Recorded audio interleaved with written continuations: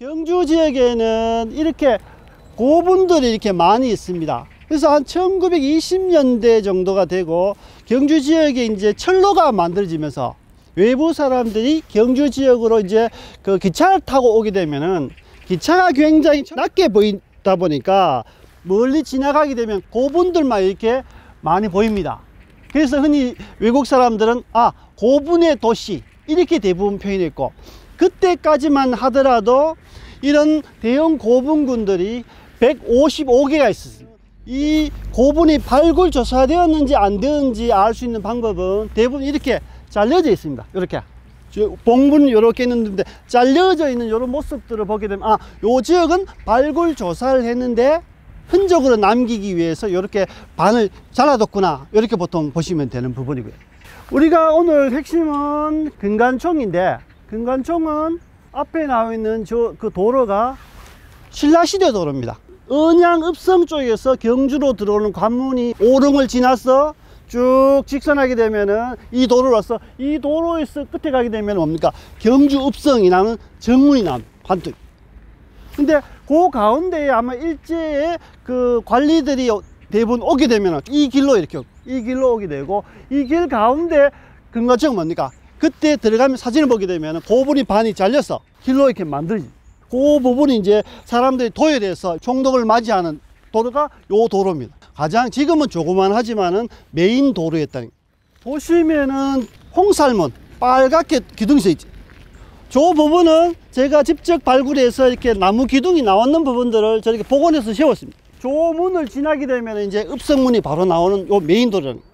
이 도로를 확장하고 이제 메인 도로니까 어떻습니까? 요즘도 메인 도로 옆에는 새로운 신축 건물들이 많이 이렇게 들어서다 보니까 이렇게 반으로 잘려져 있던 부분들을, 예전에는 일본인 연구자들이 신라에 오고 가야에 와서 김해에 오고 고령에 가고 경주에 왔을 때 자기들의 임나 일본 부설의 논리를 확장하기 위해서 가장 중요한 것은 무덤을 파서 일본에 있던 영양을 찾아내려고 굉장히 고분 조사하는데, 그때 당시에는 일본인 연구자들이 고고학적 지식이 없으니까 신라의 고분을 팠는데 돌밖에 안 나옵니다.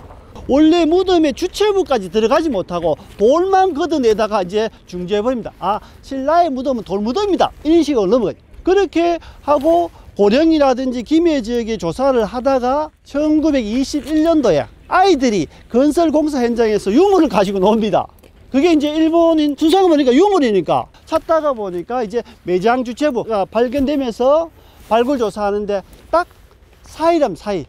요즘 같으면 4년 해도 모자랄 시간에 4일 만에 유물만 이렇게 수습하는 부분이죠. 그때 나왔던 것이 가장 특징이 뭡니까? 금관이 나왔기 때문에 이제 일본인 사람들이 지금까지 자기들 조사해서 돌무덤밖에 안 나왔는데, 신라의 무덤 구조는 무덤을 만들고 난 다음에 돌을 쌓구나, 그럼 돌을 다 제거해야 무덤이 나온다는 생각을 하고 이제 그때부터 조사를 합니다. 첫 번째는 나와 있는 유물을 수습했기 때문에 신라의 고분을 정확하게 알지 못한다 라고 해서 이제 시험 삼아 조사했던 것이 3년 후에 금관에 금귀고리 방울에 이렇게 유리로 이렇게 파는 금방울이 이렇게 나옵니다. 금영총이다. 금귀고리 방울에 금영총이 돼서 요 뒤에 있는 127호분 요게 이제 그 금관이 나왔고, 그 다음에 시험 삼아서 연습 삼아서 모델로 이렇게 조사를 한 겁니다. 왜? 이런 큰 고분들은 하고 싶어도 인력이라든지 도저히 뭡니까? 감당이 되지 않죠. 그래서 일제강점기 때 사람들은 봉분이 다 이렇게 무너지고 발굴할 수 있는 제토량이 적은 부분을 선정해서 발굴하게 됩니다. 요즘 같으면 왜 저 큰 것을 발굴하지 않았을까라고 생각하지만은 그런 한계성 때문에 흐트러지고 조그만 고분을 조사하는데, 그 3년 후에 발굴 조사를 하니까 조그만 무덤을 팠는데도 금관이 나옵니다. 그리고 그 뒤편에 식리총을 팝니다. 그건 어떻습니까? 기대했습니다만은 금관이 나오지 않고 금제 신발이 나옵니다. 그래서 한자로 신발을 식이라 합니다. 식리. 금제 신발이 나오기 때문에 식리총이 발굴하게 되는 부분이고, 2년 지나서 한 해 걸립니다만은 2년 지나서 보니까 서봉총, 우리가 잘 알고 있는 서봉총 발굴에서 금관이 나오죠. 그러니까 사람들 깜짝 놀랍니다. 금관총이 금관 나왔죠. 금영총이 금관이 나왔죠. 1926년도에 지금 서봉총에도 금관이 나왔죠. 4개 팠는데 세계 근거에 나왔으니까 전 세계적으로 신라를 황금의 나라 신라라고 이렇게 할 수밖에 없다.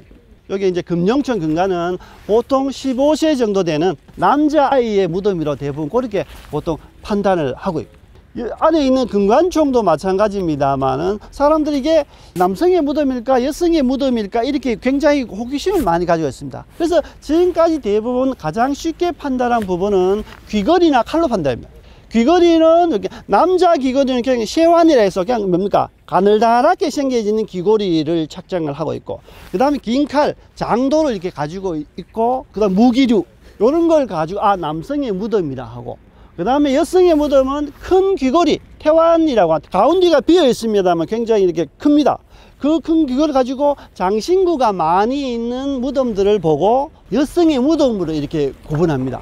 근데 요즘은 아주 미시한 인골이라도 채취해서 남성인지 여성인지 연령은 어느 정도인지 이렇게 할 수 있는데, 그때 1920년대부터 1970년대까지의 발굴들은 그런 자연과학적을 도움을 받지 못했기 때문에 지금 그렇게 수습했던 그 자료만 있으면 확인할 수 있는데 대부분 자료가 없는 부분이고, 금관총 같은 데도 나중에 후에 일본인 연구자들이 이렇게 보고서 쓴 것도 후에 나왔기 때문에, 또 보고서가 발간되지 않았던 그러한 유적도 있기 때문에 연구하는데 굉장히 어려웠어. 금관총도 발굴 조사하고 난 다음에 92년이 지나서 2013년도에 재발굴하게 됩니다. 그때 당시에는 유물 수습하는 것이 가장 목적이었는데, 요즘 같으면 구조를 이렇게 밝히는 게 훨씬 중요하죠.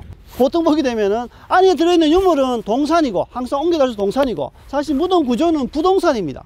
고고학 연구자들은 안에 들어있는 유물도 굉장히 중요하지만은 그 무덤이 어떤 구조를 만들었고 그 시대는 어떤 건축 기법을 만들어진지 이것이 훨씬 더 중요하기 때문에 동산과 부동산 같이 소유하듯이 안에 유물도 중요하고 나머지 구조물도 굉장히 중요하기 때문에 92년간 후에 다시 재발굴해서 이렇게 전시관을 만들고 그 내부의 자료들을 그대로 보여드리고 있습니다.